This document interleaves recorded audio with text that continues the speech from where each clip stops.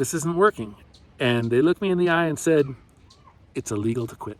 You should duck down. We don't want people to see an American in the car. So there's some sort of firefight in the hills on the other side of the river. I mean, they're shelling the hills. Then some Afghan soldier walks out from behind a wall, just out of his mind, probably high on opium or heroin or whatever. And it was surreal, but it was real life, and it was really dangerous. I'm dead. And so I stand there for like 2 seconds thinking I'm dead, and then headlights flip on, and this car just, tires screech. So a recent conversation with somebody in the comment section of my YouTube channel reminded me that I have some stories that I've been saving. And I was saving these stories until my channel was big enough that I felt like they wouldn't get just lost in the backwaters of YouTube. Well, we've passed 10,000 subscribers, so I'm going to share with you one of my more crazy stories. This is the story of how I ended up working in Afghanistan the very first time, working in Afghanistan for an Afghan-owned company, living outside the wire, living in Kabul in a mansion with a bunch of Afghans, and driving around the country in a Toyota Corolla, and also how I escaped from that situation when it inevitably turned bad. So the story starts in 2010. It's the Great Recession. I am a licensed electrician, but I'm new. I had just turned out, that's the expression for completing your journeyman's test and becoming a licensed electrician instead of just an apprentice. So I just turned out, and the work outlook was terrible in Seattle at that time where I was working. The job that I was able to land at the time really worked me to the bone and paid me just enough to very slowly go bankrupt. It didn't pay me quite enough to cover my expenses because everyone was desperate at that time, and they could. They knew they had me by the balls. So work in Afghanistan had been on my radar, and I decided to look into it more, enough that I confirmed that I didn't have enough years experience to go work for any of the more legitimate companies. And so I took a chance. I did something kind of unconventional and creative. I took my resume, I stripped out my references, telephone numbers, and things like that. I stripped out a lot of personal information and just gave a throwaway contact for me, a contact number. And I just dropped it into an online forum for overseas electricians on Indeed.com. And sure enough, after about a week, I'm sitting in the bathtub of all places, and I get this call from this guy named Butch. Butch is an American. Butch is working for an Afghan company in Kabul, and Butch sells me a story. Butch convinced me that it was a good idea to take a job at this company. He also convinced me that he was going to be there with me, that I wouldn't be alone, and that it was relatively safe. Now, what I didn't know was I was Butch's ticket out of a bad situation. Butch was not allowed to quit unless he found a replacement, so Butch lied through his teeth to get me out there. And once he had me on the hook, Butch was pretty much gone. I met him a couple times, but he was more or less both feet out the door. So I said yes, and they sent me a ticket to fly to Kabul. I get to Kabul, and Butch is nowhere to be found. But I do meet Cameron, who is a pretty cool guy, a Pakistani, who is the business manager or production manager or whatever for this company. Basically, we just bundle into their car and drive across Kabul. And the whole time I'm wondering, where's this guy Butch that told me he'd be there with me? And what have I gotten myself into? So we drive to this compound in Kabul. They show me my room and show me around. The place is pretty nice, but I mean, it's razor wires on the wall. It's a secure compound. Sort of like a cross between a mansion and a tiny little military base. But it's in the, they called it the Ring of Steel, but it is the more secure area of Kabul at that time. I proceed to get to work for this company because what other choice do I have? And so, the jobs we were doing were a bunch of, basically they'd screwed up, the military had slapped their hand, and they realized they really did have to have a licensed electrician to help them with their work. So I'd go and look at a project, they'd say, hey, the military won't pay us for this, why? And I'd look at it and be like, well, you built it like Afghans, and the contract stated that you would build it to US electrical code, none of this is, you have to redo this, this, this, and this, and this is how to do it. So mostly it was in the beginning a little bit of consulting work, and basically just explaining to them the difference between what they were doing and what they needed to do to get paid. And to go to each of these jobs, me and 3 other Afghans would bundle up into a Toyota Corolla.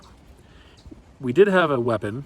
We had an AK-40 something. I don't know that it was an AK-47 or a later series, but we'd throw that in the trunk and then we'd drive across country. And it was sketchy as hell. One of the most dangerous things you can do in Afghanistan is drive across country. So I've been told we would only work in safe areas, and immediately that was clearly not true. We're way up in the Kunar province.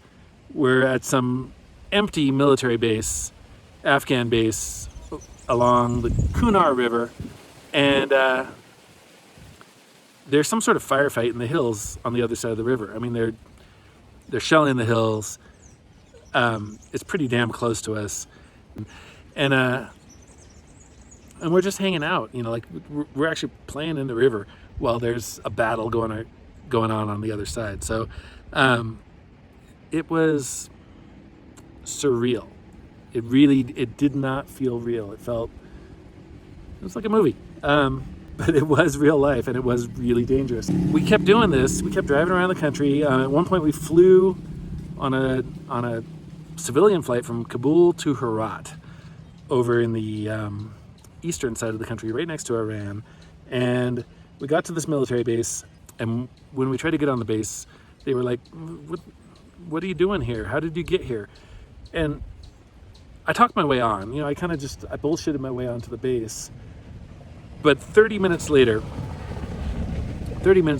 2 American dudes in very nice suits showed up and listened to my explanation about how I got there and what I was doing there. And then they explained to me that they were very sorry, but they had had a problem with Iranian spies and escorted me off the base. They basically just kicked me out. The Afghans were still on the base, and I was outside by myself in Herat. With the other people who could not get on base, all of them kind of eyeballing me. It was kind of an oh my god situation. Like, yeah, I'm in a bad situation.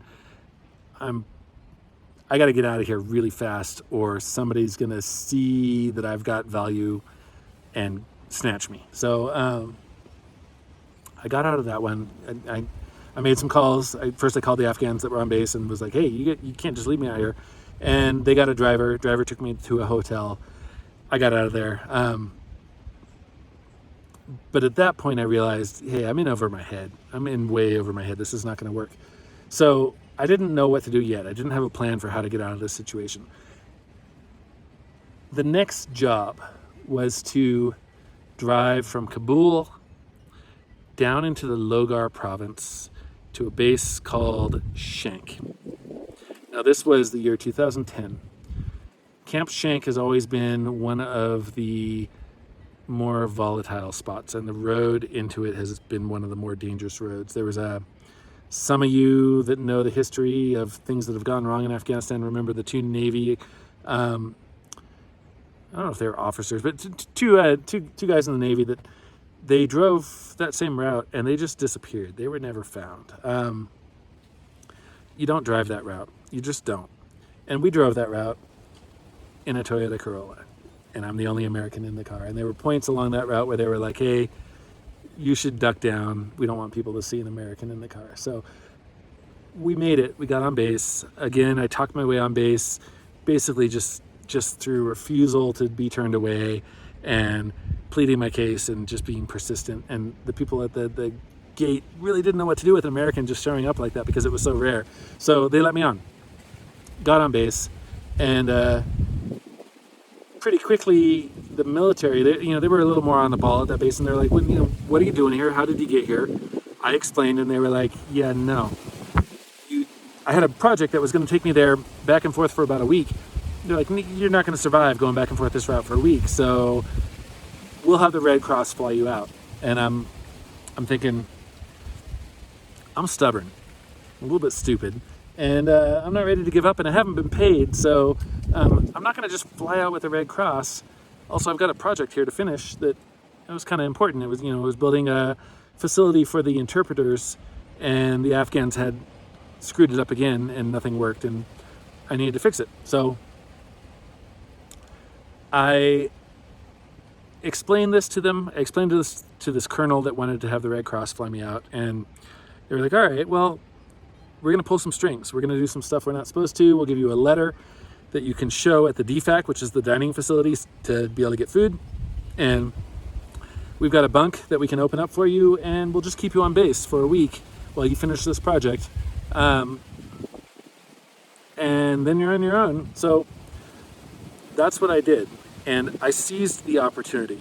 While I was stuck on base working on this little project for a week, I went around to every other contractor on base and I said, hey, this is my situation. I'm working for these crazy Afghans. It's super dangerous. I don't want to leave Afghanistan, but I don't want to stay in this situation. Do you have a job for an electrician? And sure enough, there was a company that did. They had just fired their electrician for fraud, and they needed a new one for their projects. So I found a company that was interested, and they were run by a bunch of ex-Marines, and they were all gung-ho and totally willing to deal with my rather ridiculous situation. So I finished up that project. I went back to Kabul with the Afghans. Now, that drive back to Kabul was probably the closest I've come to ever dying. We're driving along, and we hit one of the police checkpoints in Afghanistan. Now, these police checkpoints are all over the place, but this one, the Afghans in the car with me got real nervous. And as we got closer, I noticed the police at this checkpoint all have big Taliban beards. Now, like the legitimate police, typically most of them are either clean shaved or at least moderately shaved. They don't have giant beards. These look like a bunch of guys that had ambushed the police station and stolen their uniforms. And that was the sense that the Afghans in the car with me had as well. So we don't have a choice. The road's blocked. We stop. They search our car. They question us. They look at my passport. And these guys are literally reading my passport upside down. So they're just looking at it. And unlike any other police checkpoint that I've been at in Afghanistan, they order me out of the car. So I get out. Now, I'd been through some checkpoints before, and typically they always want you to face away from them while they pat you down. So I just automatically did what I'd been trained to do and faced away from them while they pat me down. And this Afghan in a police uniform grabbed my arm and rather violently flipped me around. He swung me around and we met eye to eye, and I think it's the first moment he met my blue eyes. And his facial expression changed, and there was just this like tense moment that lasted forever. And right at that moment, a U.S. military convoy started passing. I don't know for sure, but I feel like I was about to get kidnapped. And instead, they looked at the convoy, looked at me, and just said, go. And we took off. So we made it back to Kabul, and that really sealed the deal. I knew this was too dangerous. I had to get out of this situation. So I talked to my employer. I'd been really nervous about doing this because they were kind of crazy. They're Afghan. So I talked to him and I said, look, when I came to work for you guys, you said this, this, and this about the security situation, and none of it was true. This is really dangerous. You're not providing adequate security, and I'm not going to survive this contract. I'm going to get killed before the end of the year. This isn't working. And they looked me in the eye and said, it's illegal to quit. It's illegal to quit, right? So that shut me right up. I realized, all right, this is the situation I'm in. In their minds, it's illegal to quit. I can't just quit my job. So I wasn't going to push the point until they took my passport.